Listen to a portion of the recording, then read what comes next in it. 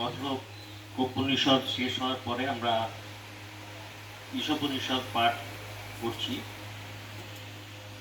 ঈশোপনিষদও খুব ছোট্ট একটি উপনিষদ, অথচ খুবই গুরুত্বপূর্ণ উপনিষদ।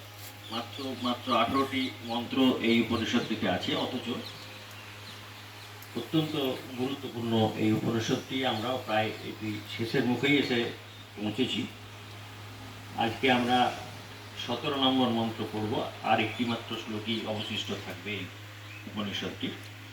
আগের দিন পর্যন্ত আমরা 16টি পাঠ করেছি এবং শ্রবণ করেছি।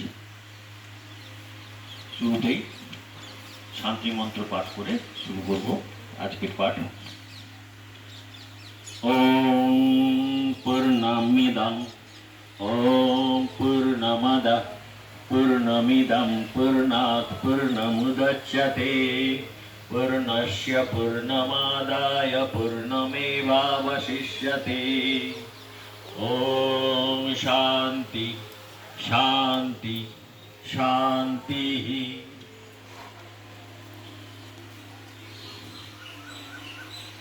16 নম্বর মন্ত্রটি আমরা আগের দিনে শুনেছিলাম।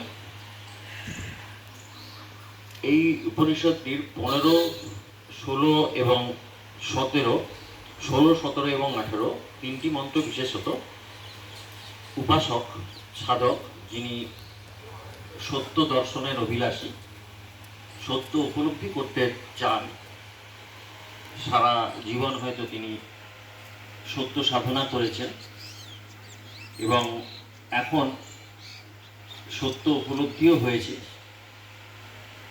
তিনি তখন সূর্যদেবের কাছে প্রার্থনা করছেন, বা পরবর্তীকালে বায়ু এবং আজকের যে মন্ত্র তাতে বায়ু এবং অগ্নির কাছে প্রার্থনা করছেন এবং নিজের মনের কাছেও বলছেন।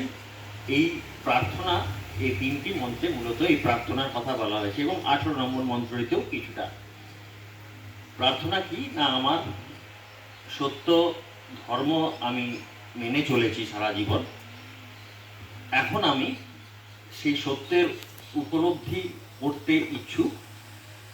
আমাকে সাধক এখন এমনই একটা জায়গায় উপস্থিত হয়েছেন নিজের সাধনার বলে যে তিনি এখন পরমেশ্বর পরব্রহ্ম বা সূর্যদেব, যিনি হিরণ্যগর্ভ বা শুদ্ধাত্মা যাকে বলা যায়, যিনি আবার এখানে একটি কথাও আছে প্রাজপাত্রীয়, মানে যিনি প্রজাপতির পুত্র, তাকে সূর্যর কথা বলা হয়েছে।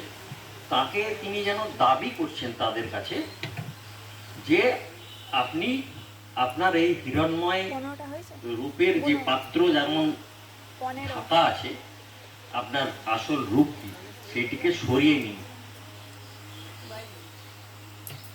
সরিয়ে নিন এবং আমি যেন আপনার শ্রীমুখ দর্শন করতে পারি। এইভাবে তিনটি মন্ত্র দিয়ে শুরু হয়েছে, তিনটি মন্ত্রের প্রার্থনা।